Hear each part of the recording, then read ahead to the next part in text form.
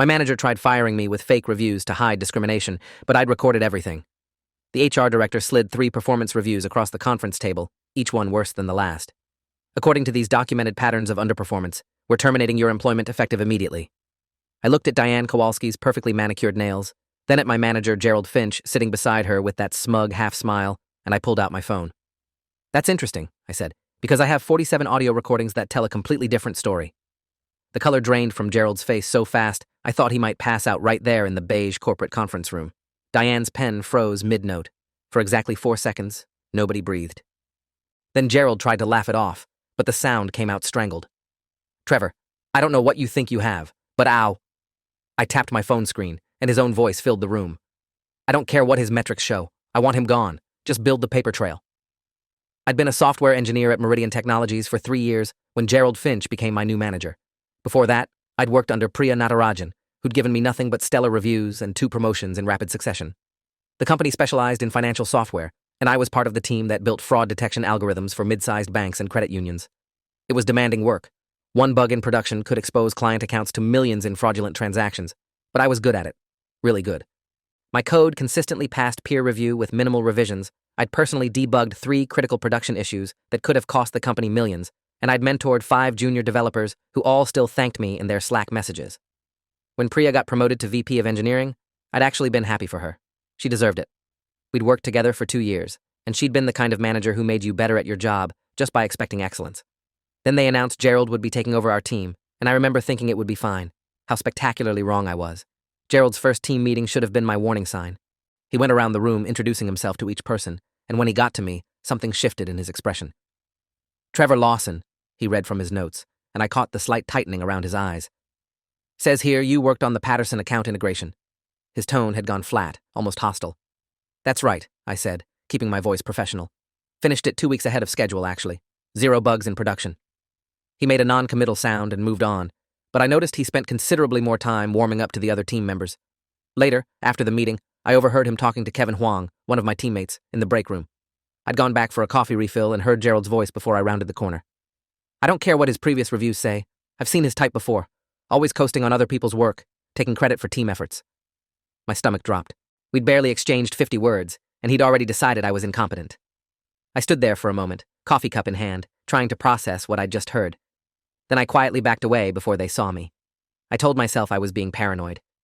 Maybe he was talking about someone else. Maybe I'd misheard. I kept my head down and focused on my work, figuring excellence would speak for itself. The first real incident happened 3 weeks into Gerald's tenure. We had a major client presentation coming up, a potential contract worth $800,000 annually, and I'd spent 2 months building a demo of our new machine learning features that could detect unusual transaction patterns in real time. The night before the presentation, I stayed until 11 p.m., making sure everything was perfect. I'd run through the demo 6 times, documented every potential question, and prepared backup slides covering edge cases. The next morning, I arrived at 8:15 for the 9 a.m. presentation, dressed in my best suit, ready to show 18 months of development work to the prospective client. Gerald called me into his office at 8:30.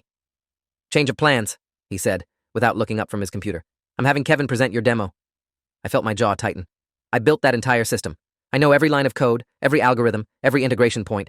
Kevin wasn't even on this project. Gerald finally looked at me, and there was something cold in his eyes, something that reminded me of the way people look at insects they're about to step on. Kevin's better with clients, more polished. You understand? I didn't understand. I'd given a dozen successful client presentations, including one that had landed us our second biggest account. But I swallowed my anger and said fine, knowing this was a battle I couldn't win in the moment. During the presentation, I sat in the back row and watched Kevin fumble through my work. He couldn't answer the technical questions the client asked about model accuracy thresholds. He stumbled over the explanation of our anomaly detection algorithm. When they asked about integration timelines, he had to look at me for help, and I had to sit there silently while Gerald stepped in with vague reassurances. The client looked confused and skeptical. We didn't get the contract. Gerald blamed it on technical communication issues in his postmortem email, which he sent to the entire department and somehow managed to imply was my fault without saying my name. That's when I started recording everything. I'd read enough stories on Reddit about workplace retaliation to know where this was heading. I downloaded a voice recording app called Audio Note on my phone and started documenting every meeting, every conversation, every interaction with Gerald. California is a 2-party consent state, which meant I couldn't use the recordings in court without everyone's permission. But I could use them to prove to HR that I wasn't crazy, that this was really happening, that I had evidence. I created a folder on my encrypted cloud drive, backed up on both Google Drive and Dropbox for redundancy, and started uploading files religiously. Audio files got labeled with dates, participant names, and brief descriptions. 2024-09-15 _ Gerald _ one-on-one _ performance _ discussion.m4a or 2024-09-23 _ team _ meeting _ project _ assignments.m4a. I started keeping a detailed log in a password-protected Excel document, noting every incident, every slight, every time Gerald passed me over for opportunities. Date, time, location, witnesses present, what was said, what happened afterward. It felt paranoid. It felt excessive. My girlfriend Rachel asked me one night why I was spending so much time on documentation. "It's like you're building a legal case," she said, and I realized that's exactly what I was doing. Some instinct told me I was going to need every piece of evidence I could gather. I didn't know then how right I was. The incidents escalated from there, following a pattern I'd later recognize as classic workplace discrimination. Gerald started excluding me from important meetings, claiming my calendar showed I was busy even though I wasn't. I'd arrive at my desk to find calendar invites that had been sent out 3 hours earlier for meetings that were starting in 15 minutes, giving me no time to prepare or contribute meaningfully. He'd schedule critical team discussions at times he knew I had immovable commitments, like the standing appointment I had every second Monday at 3 p.m. when I had to drive my mother to her neurologist for her Parkinson's monitoring, then act surprised and disappointed when I couldn't attend. "Oh, Trevor's not here again?" he'd say in front of the team, his voice dripping with false concern, as if I was the one being unprofessional. He began assigning me menial tasks that were far below my skill level, fixing typos in documentation, updating formatting in old code files, reviewing pull requests for first-year developers, grunt work that literally anyone could do. Meanwhile, my teammates were getting the high-visibility projects I used to lead. I watched as Kevin got assigned the encryption upgrade I'd proposed in a technical design document I'd spent 3 weeks writing. I watched as Jennifer Kwan, who'd only been with the company 18 months and was talented but still learning our systems, got to present at the Tech Summit conference I'd attended for the past 2 years, where I'd made valuable industry connections. I watched as new junior developers were assigned to work on features I'd architected, while I was stuck updating Confluence documentation and reformatting code comments. Every time I tried to push back, Gerald had the same response, delivered with that condescending tone that made me want to throw something. "Trevor, I need to see more consistent performance from you before I can trust you with major initiatives." Consistent performance. I'd shipped 12 major features in the past year, all on time, all under budget. My code had a bug rate 30% lower than the team average, but none of that mattered to Gerald. He decided I was dead weight, and he was systematically removing me from anything that could prove otherwise. I went to HR for the first time in month 2, knowing it was probably futile but feeling like I had to try official channels first. Diane Kowalski sat across from me in her office, surrounded by motivational posters about teamwork and excellence that seemed cruelly ironic, and listened to my concerns with a practice-neutral expression that probably came from 20 years of handling employee complaints. "I understand you're frustrated," she said, when I finished laying out the pattern of exclusion and demotion. "But performance management is at your manager's discretion. Have you tried having a direct conversation with Gerald about your career development goals?" I had. Multiple times. He'd either cancel the meetings at the last minute, always with some excuse about urgent fires he had to put out, or spend the entire time talking about my supposed performance issues without giving concrete examples. When I asked for specifics, he'd say things like, "Several people have mentioned concerns," without ever identifying who or what those concerns were. "These are serious allegations," Diane continued, her tone implying they weren't serious at all, just the complaints of a difficult employee who couldn't accept feedback. "Do you have any documentation?" I did. I had 47 audio recordings at that point, but I couldn't tell her that without admitting I'd been recording without consent. "I have emails," I said instead. "Slack messages. My previous performance reviews from Priya." She made a note on her legal pad that I suspected said something dismissive. "I'll speak with Gerald. In the meantime, I'd encourage you to focus on meeting his expectations." I left her office knowing nothing would change. HR existed to protect the company, not employees. Things got worse after that HR meeting. Like Gerald had been warned I was making noise and decided to accelerate his timeline. He started documenting everything I did, but only the negatives. My successes, like when I fixed a critical production bug at 2 a.m. that was causing transaction failures, went unmentioned. But when I arrived at work at 8:32 instead of 8:30 because of traffic, he sent an email to HR about my chronic tardiness, conveniently ignoring that I regularly worked until 7 p.m. and had logged 60-hour weeks for the past month during our quarterly release push.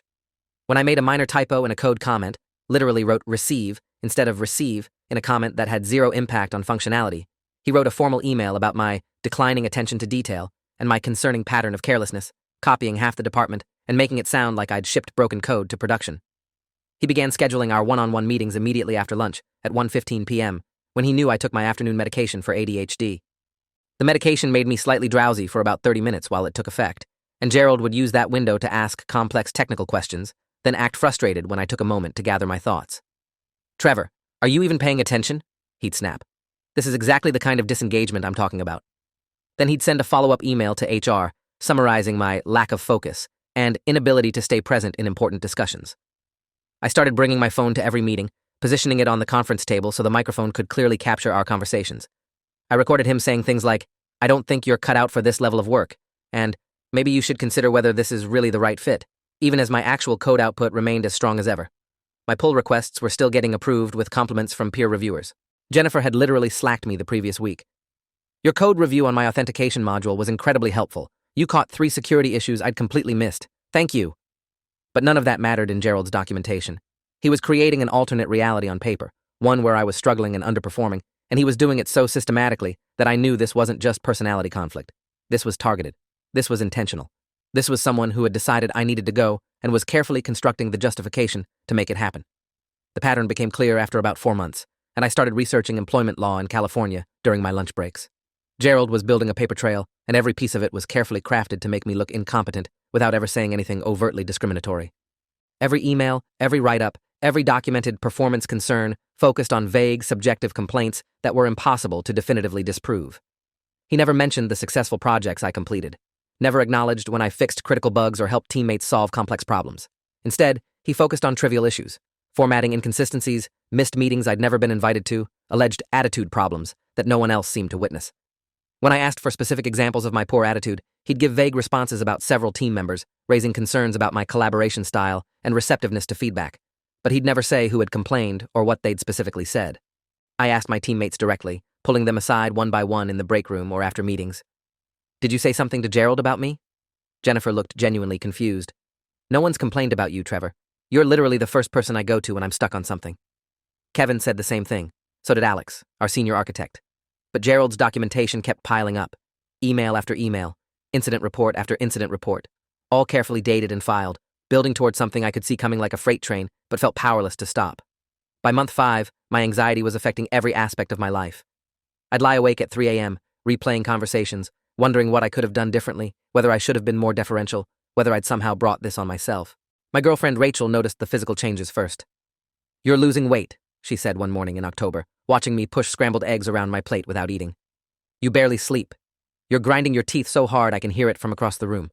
This job is destroying you, Trevor." She wasn't wrong. I'd lost 15 pounds in 3 months.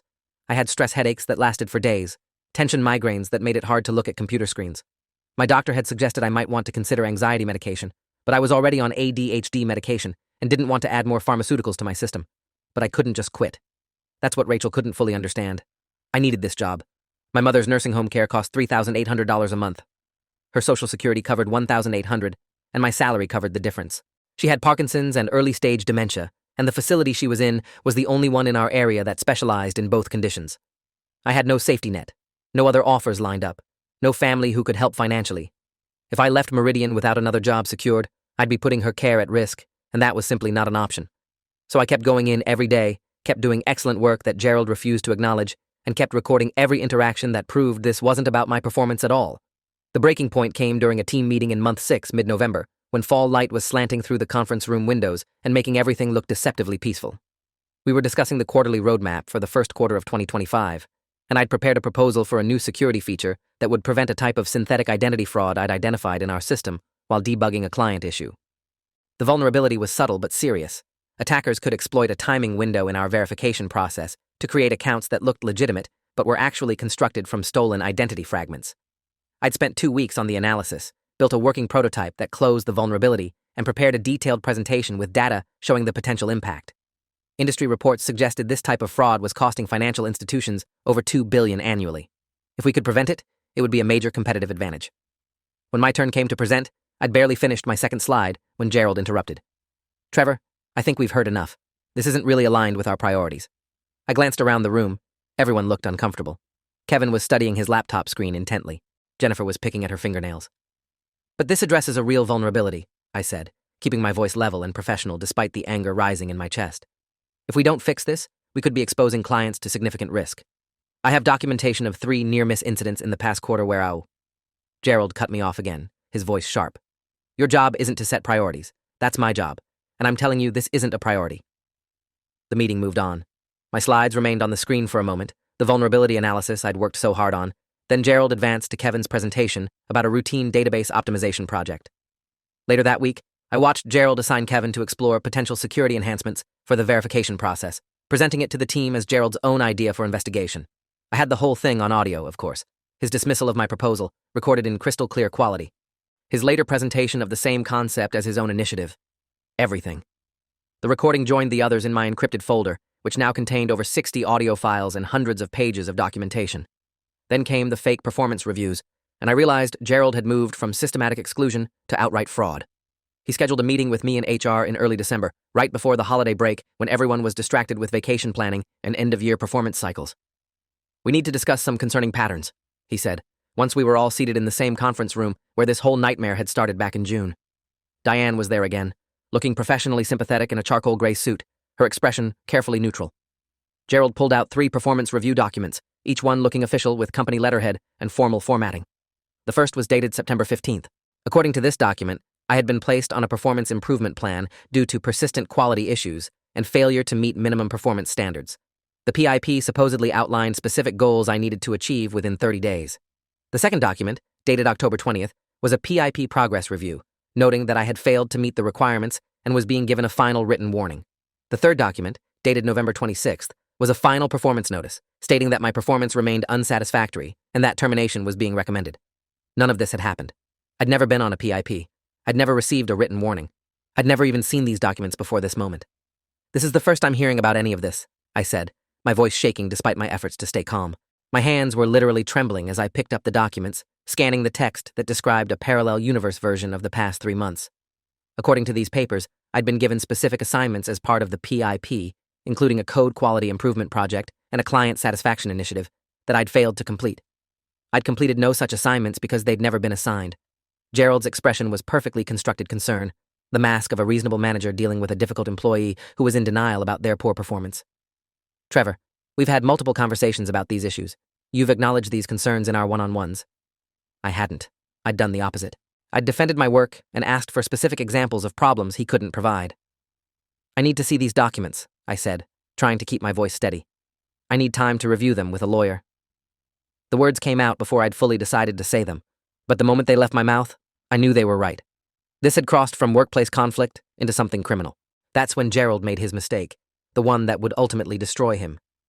"A lawyer?" He laughed, and the sound was genuinely cruel, arrogant, the laugh of someone who believed they held all the power and couldn't conceive of losing. "Trevor, this isn't some conspiracy. This is straightforward performance management. You're simply not meeting the standards required for this position." He gestured at the fake documents like they were holy writ. "Everything is documented. Everything is supported by policy. You can lawyer up if you want to waste your money, but it won't change the facts." Diane chimed in, her voice artificially gentle in that way HR people have when they're delivering bad news they think is inevitable. "We understand this is difficult, Trevor. No one likes to hear that their performance isn't meeting expectations, but the documentation is clear and thorough. We're prepared to offer you 2 weeks severance if you resign voluntarily. Otherwise, we'll have to move forward with termination, and that will be on your employment record." 2 weeks severance. After 3 years of excellent work, 3 years of loyalty and 60-hour weeks and successfully delivered projects, they were offering me 2 weeks' pay to walk away quietly and let Gerald's fraudulent narrative become the official truth. I looked at both of them, saw the certainty in their expressions that I would just accept this and disappear, another employee processed through the corporate machinery, and something hardened in my chest. Some final reserve of fight that I'd been holding in check for 6 months crystallized into absolute determination. "I'm not signing anything today," I said, standing up and gathering the fake PIP documents. "And I'm not resigning." Gerald's jaw tightened, a muscle jumping in his cheek. His professional mask slipped for just a second, and I saw real anger there, fury at an employee who wasn't following the script. "Trevor, if you make this difficult, he started, his voice taking on a threatening edge. That's when I pulled out my phone. I didn't say anything. I just unlocked it, opened the audio note app, selected the recording from our team meeting 3 weeks earlier, and played it. Gerald's voice filled the conference room, preserved in digital perfection. "I don't care what his metrics show. I want him gone. Just build the paper trail." The silence that followed was stunning. Diane's professional mask cracked for the first time, her eyes going wide and her mouth opening slightly in shock. Gerald looked like someone had punched him in the stomach, all the color draining from his face as he recognized his own words. You can't," he sputtered, reaching for the phone like he could somehow make the recording disappear. I pulled it back, held it away from him. I can, and I did, I said, my voice surprisingly steady. Then I played another clip, this one from month 4, Gerald talking to someone I couldn't identify on the recording. He's too confident. Acts like he knows everything. We need someone more manageable in that role, someone who won't question decisions. Then another, from just 2 weeks ago, Gerald talking on his cell phone in his office with the door not quite closed, not knowing I was recording from the hallway. HR won't question the documentation if it's thorough enough. They never do. Just make sure every complaint is documented and dated, and we'll have him out before Christmas. I had 47 recordings, hours of audio proving that Gerald had been systematically building a false narrative to justify firing me, not because of my performance, but because he personally didn't like me, because I challenged him, because I was competent enough to threaten his authority, because I reminded him of someone or something that triggered his insecurity. The specific reason didn't even matter anymore.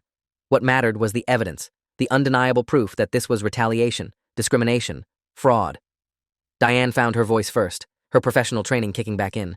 Trevor, I need you to stop playing those recordings. Recording in the workplace without consent is... But I cut her off. Is what? Illegal? Maybe. But fabricating performance reviews is definitely illegal. Conspiracy to commit fraud is illegal. Retaliation is illegal. And I'm guessing Meridian's legal team would be very interested in which crime they'd rather defend in court. I wasn't bluffing.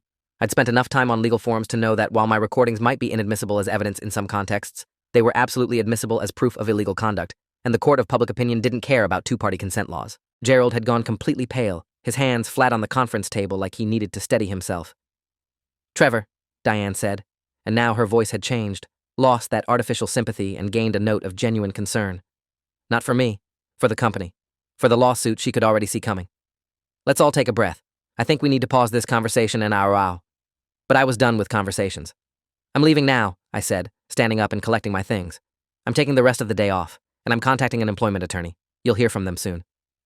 I walked out of that conference room with my head up, my phone in my pocket with 47 pieces of evidence that would change everything, and for the first time in 6 months, I felt like I could breathe. I didn't go home. I drove straight to the offices of Whitmore and Associates, an employment law firm in downtown San Francisco that I'd researched weeks earlier when I first sensed where this was heading. I'd read their case summaries online, seen their track record with workplace discrimination and retaliation claims.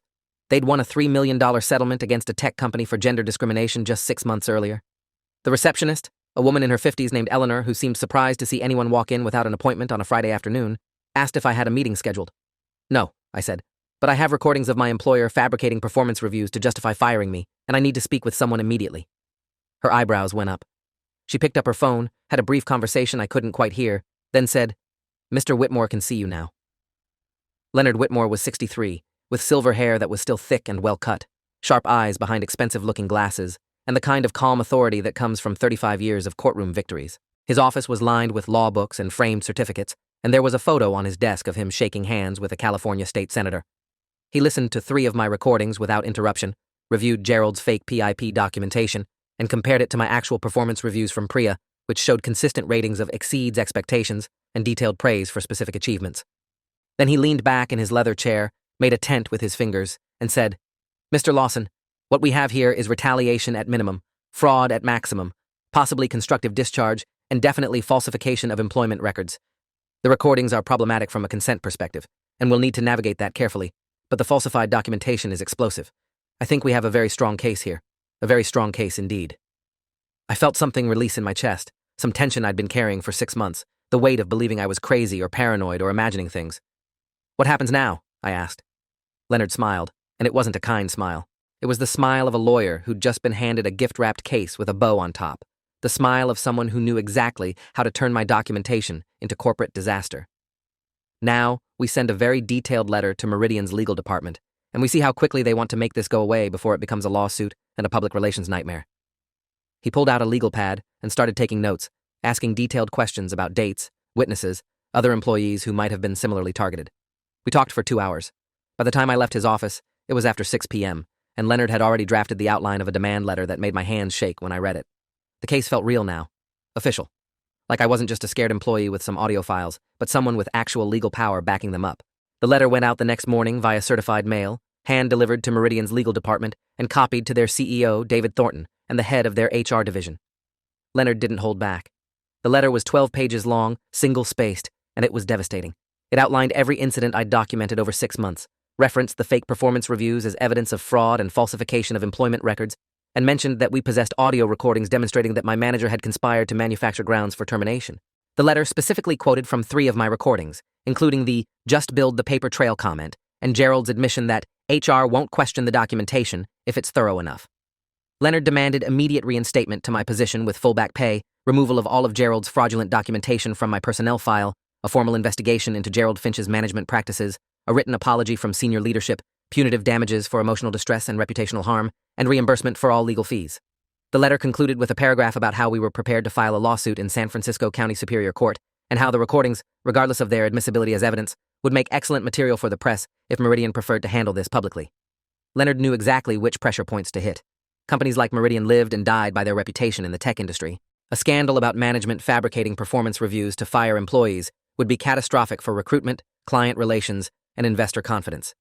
They had 72 hours to respond before we filed formal charges with the Equal Employment Opportunity Commission and the California Department of Fair Employment and Housing.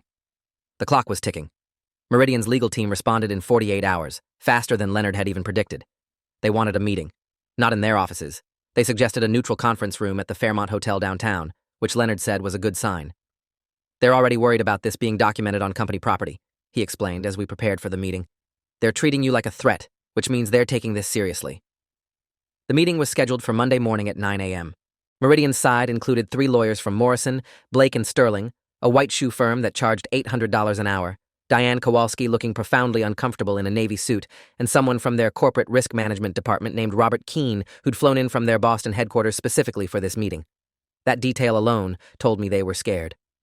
Leonard brought an associate, Julia Brennan, who specialized in employment discrimination cases and had a reputation for being absolutely ruthless in depositions. For the first 20 minutes, Meridian's lawyers tried to negotiate from a position of strength, suggesting I'd misunderstood standard performance management practices, that there might have been communication issues, that perhaps we could find a mutually acceptable resolution without litigation. Their lead attorney, a man named Charles Dorsey, who had probably been intimidating people in conference rooms for 40 years, kept using phrases like alleged misconduct and differing perspectives on performance. Then Leonard played the recording of Gerald saying, "HR won't question the documentation if it's thorough enough." Just that one clip. 10 seconds of audio. The entire tone of the meeting changed instantly. Robert Keene, who'd been silent until then, said, "We need to take a brief recess." The Meridian team left the room for 15 minutes, and I could hear raised voices in the hallway, though I couldn't make out specific words. When they came back, Charles Dorsey's whole demeanor had shifted. The posturing was gone. "Mr. Lawson," he said, "Meridian Technologies takes allegations of misconduct very seriously. We're prepared to discuss a resolution that addresses your concerns." Leonard leaned back in his chair. "I'm glad to hear that, Charles. Let's talk specifics." What followed was 2 weeks of intense negotiations, each side trading demands and counteroffers in emails and phone calls that sometimes lasted hours. Meridian wanted everything sealed under confidentiality. Leonard insisted I needed the right to discuss what happened. They offered $100,000. Leonard demanded $800,000. They balked. Leonard reminded them about the press coverage a lawsuit would generate. They wanted me to resign. Leonard insisted on reinstatement. They compromised on transfer to a different department. Round and round, each concession carefully calculated, each number precisely calibrated to pressure without overreaching. It was exhausting. It was stressful. And it was also deeply satisfying to watch Meridian scramble to contain the damage Gerald had caused. The settlement took 2 weeks to negotiate, but it was comprehensive. Meridian wanted to move quickly, which gave us leverage. They agreed to almost everything we demanded. Full reinstatement to my position with full back pay for the 6 weeks I'd been on unpaid administrative leave after walking out of the termination meeting, removal of all of Gerald's fake performance reviews from my personnel file, the originals would be handed over to me and copies destroyed from all company systems, and a formal letter of apology from CEO David Thornton acknowledging that I had been subjected to workplace retaliation and that the performance documentation was inaccurate. They also agreed to guarantee that I could transfer to any department I wanted with my current title and salary protected, and they'd arrange for me to report directly to Priya Natarajan's VP organization if I chose. But the real victory was the money. We settled for $340,000, $100,000 for back pay and lost earnings potential, $120,000 for emotional distress and reputational harm, $70,000 in punitive damages, and $50,000 for reimbursement of legal fees. Leonard had pushed for $500,000, but I was happy with this. It was more money than I'd make in 2 years of salary. It would secure my mother's care for years and give me breathing room to rebuild my career without panic. The settlement included mutual non-disparagement clauses. Neither I nor Meridian could publicly trash each other, and confidentiality about the settlement amount. But critically, Leonard had negotiated that the confidentiality clause didn't prevent me from discussing the facts of what happened.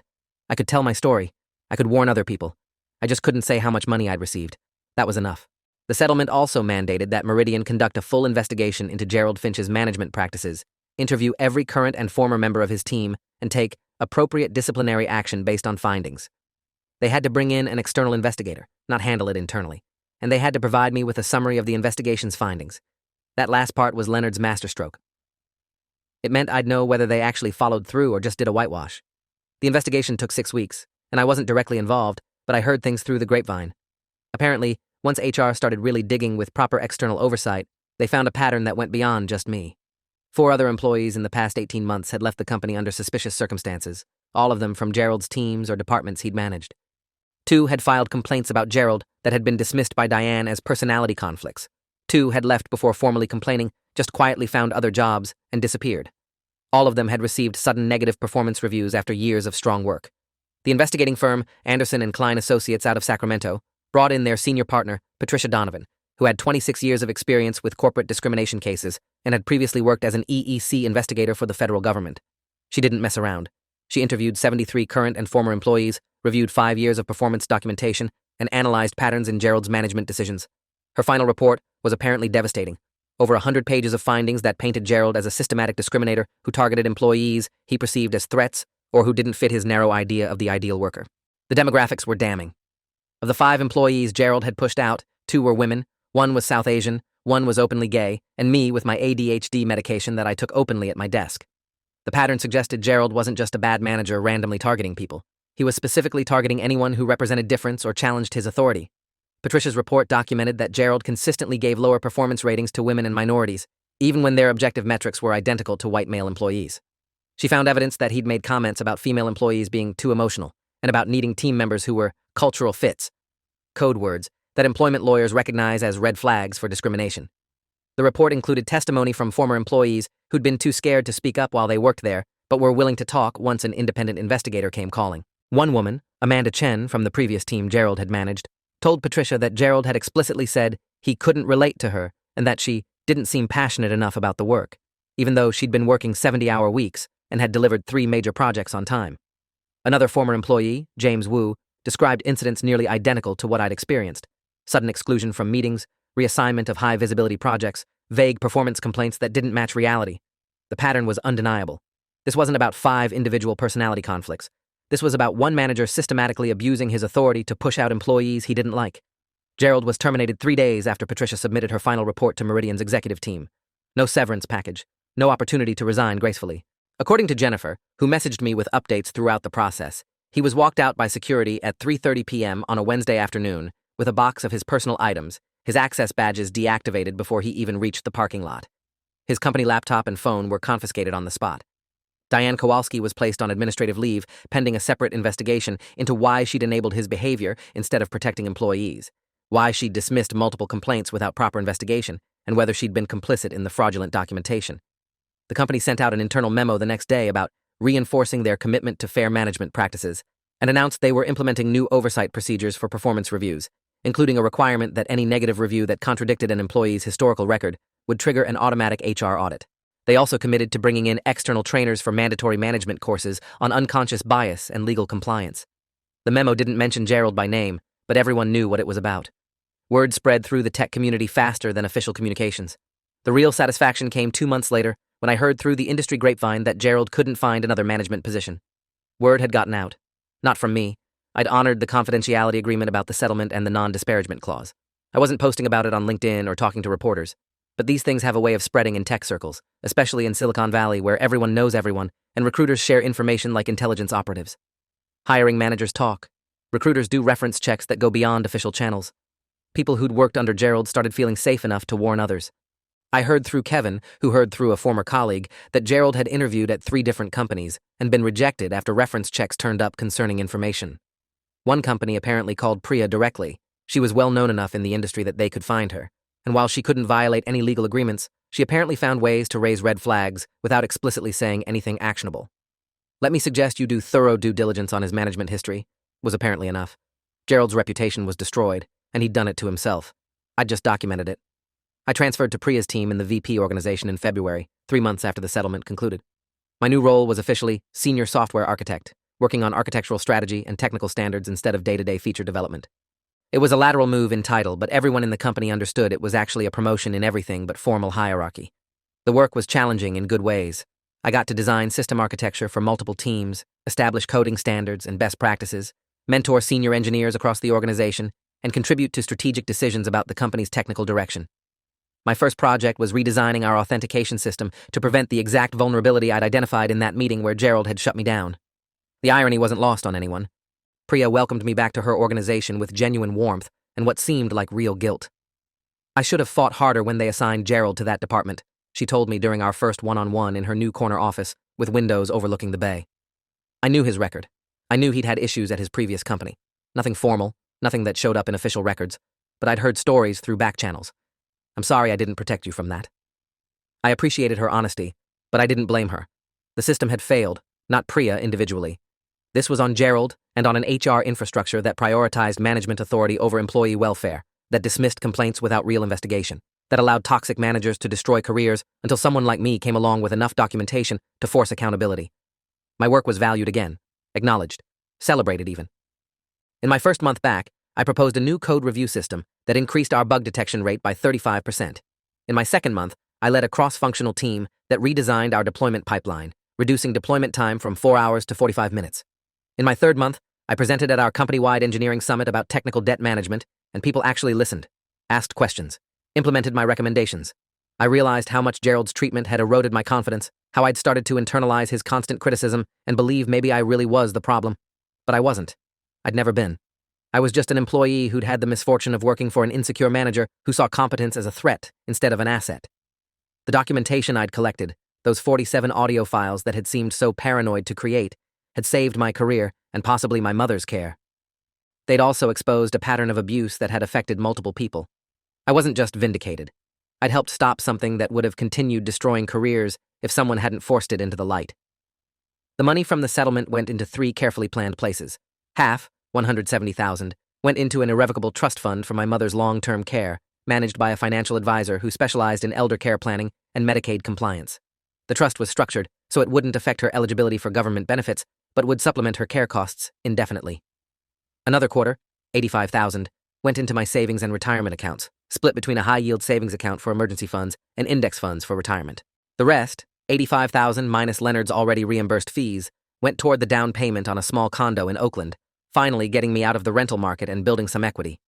Rachel and I had gotten engaged in October, right in the middle of the worst of the Gerald situation, and she'd stuck with me through all of it, through the anxiety and the weight loss and the 3 a.m. panic attacks, through the uncertainty and the legal stress and the weeks where I wasn't sure if I'd have a job or an income. I knew you weren't crazy, she told me the night the settlement came through, sitting on our apartment couch with champagne we'd bought to celebrate. I knew this was real. I knew he was doing this to you. I'm just so glad you documented everything. We set a wedding date for June, planned for a small ceremony in Sonoma with 30 close friends and family. Life wasn't perfect, but it was good again, stable, predictable. I could sleep through the night. I'd regained the weight I'd lost plus 5 pounds of muscle from finally having the energy to go to the gym again. My anxiety had decreased to manageable levels that didn't require medication. I still got angry sometimes, lying awake at night thinking about how close I'd come to losing everything.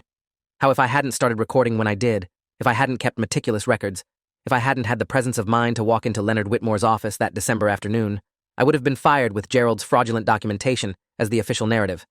I'd have had gaps in my employment history that I couldn't explain to prospective employers without sounding bitter or paranoid. I'd have lost my mother's care facility, lost my apartment, maybe lost Rachel if the stress had gone on long enough. One man's insecurity and cruelty had nearly destroyed my entire life, and the only thing that had saved me was paranoia that turned out to be justified preparation. But mostly, I felt relieved, vindicated.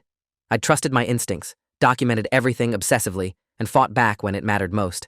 I'd refused to be erased quietly. I'd refused to accept Gerald's narrative. And I'd won. Not just for myself, but for the other 4 employees who'd been pushed out before me, who now had their experiences validated by an independent investigation. We'd all been right. We hadn't imagined it. We hadn't been too sensitive or unable to take feedback. We'd been targeted, and now there was official documentation proving it. The recordings remained in my encrypted cloud storage, backed up in 3 locations: Google Drive, Dropbox, and an external hard drive I kept in a safe deposit box at my bank. I'd never need them again for legal purposes. The settlement was final, the investigation concluded, Gerald's termination permanent. But I kept them anyway. Evidence of what had happened. Proof that I hadn't imagined it, that I wasn't crazy, that my paranoia had been proportional to the actual threat I'd been facing. Occasionally, I'd get messages from former colleagues who'd heard what happened and wanted to share their own stories of workplace injustice. "How did you do it?" they'd ask. "How did you prove it?" And I'd tell them about the documentation, about starting to record immediately when patterns emerged, about keeping detailed logs with dates and times and witnesses. I'd share Leonard Whitmore's contact information for anyone who needed an employment attorney, but I never positioned myself as some kind of workplace crusader or hero. I'd just been an employee trying to protect himself from a manager who was systematically destroying his career. The fact that it had worked, that the documentation had been compelling enough to force a settlement and trigger an investigation, still amazed me sometimes. The legal system was supposed to favor employers. Companies were supposed to have infinite resources to outlast individual employees in legal battles. But Leonard had been right. The audio recordings and the fake PIP documentation had been so explosive that Meridian couldn't risk letting this go to court or become public knowledge. If I hadn't started recording when I did, if I hadn't kept meticulous records of every incident, if I hadn't found Leonard Whitmore and his aggressive willingness to fight Meridian's legal team, if I hadn't walked out of that termination meeting with my evidence instead of signing their severance offer, any one of those things going differently, and I'd have been fired, blacklisted, struggling to explain the gap in my employment while Gerald moved on to terrorize his next target. The margin between success and disaster had been thinner than I wanted to admit. If Gerald had been slightly smarter about where he had his conversations, if I'd been less paranoid about bringing my phone to every meeting, if Meridian's legal team had been willing to take more risk in court, things could have ended very differently. But they hadn't. The system had worked, barely, because I'd given it undeniable evidence that forced accountability. That realization had changed how I thought about employment and power dynamics, and the invisible ways workers were vulnerable to management whims. The tech industry changed me, made me more cynical but also more aware. I paid attention now to how managers treated their teams, how they documented performance, whether their praise matched their written reviews.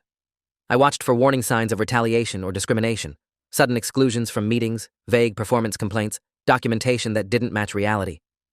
When I mentored junior engineers now, which I did regularly through Priya's organization, I told them about documentation, about keeping records, about trusting their instincts when something felt wrong. Your gut knows before your brain catches up, I'd say during our one-on-ones in conference rooms or coffee shops. If you feel targeted, if you feel like someone is building a case against you, you're probably right. Start gathering evidence immediately. Don't wait until you're being fired to wish you'd documented things. Some of them probably thought I was paranoid. Maybe I was. But I'd rather be paranoid and protected than trusting and destroyed. I'd rather be the person who over-documents and never needs it than the person who needs evidence and doesn't have it. And if sharing my story made even one other employee protect themselves before it was too late, then maybe something good had come from those 6 months of hell. Meridian implemented multiple new policies after the investigation, corporate responses that were probably more about liability protection than genuine cultural change, but still represented improvement. They established an independent ombudsman office where employees could report concerns about management behavior without going through their direct supervisor's HR representative.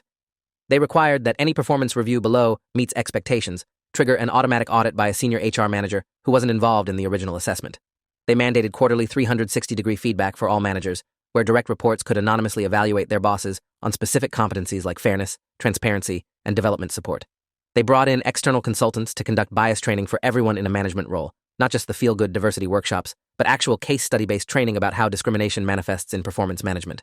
And they established a whistleblower protection policy that explicitly prohibited retaliation against employees who reported concerns in good faith, with penalties up to and including termination for managers who violated it. Would any of this actually protect future employees? I didn't know. Corporate policies were only as good as the people implementing them, but it was more than they'd had before, more than had been in place when Gerald was systematically pushing people out of the company and HR was letting him do it. I ran into Gerald once, about 8 months after everything concluded. It was a Saturday morning in September, and I was at a coffee shop in the Mission District when he walked in before he noticed me. Our eyes met across the room, and I watched the color drain from his face exactly like it had in that conference room when I'd played the first recording. Recognition, then panic, then something that might have been shame but looked more like fear. He turned around and walked out without getting coffee. Rachel asked who that was, and I told her.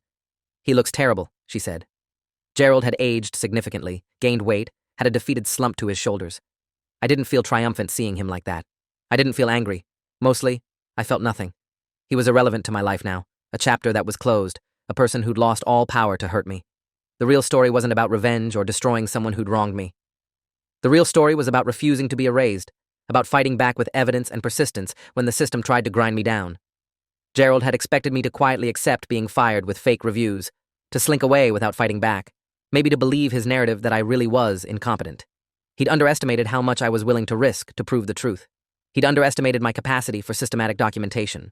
He'd underestimated that paranoia in service of self-protection is actually just appropriate caution. That was his real mistake. Not the discrimination itself, though that was obviously reprehensible. But assuming I'd be too scared or too powerless or too trusting to document what he was doing and use it against him when the time came. He'd thought he held all the power because he was my manager, because he controlled my performance reviews, because HR would automatically side with management. But he'd been wrong. Documentation was power. Evidence was power. The willingness to walk away from a settlement designed to silence me was power. And I'd had more of all three than he'd anticipated. The best revenge wasn't destroying Gerald's career, though that had certainly happened. The best revenge was that I was still here, still doing work I loved, with a manager who valued my contributions and a company that had been forced to confront its own failures. Every line of code I wrote felt like a small victory. Every project I completed successfully was proof that Gerald had been wrong about me. I wasn't incompetent. I wasn't difficult. I wasn't unable to meet standards. I was exactly as skilled as I'd always been, as competent as my work demonstrated, as valuable as the settlement amount reflected.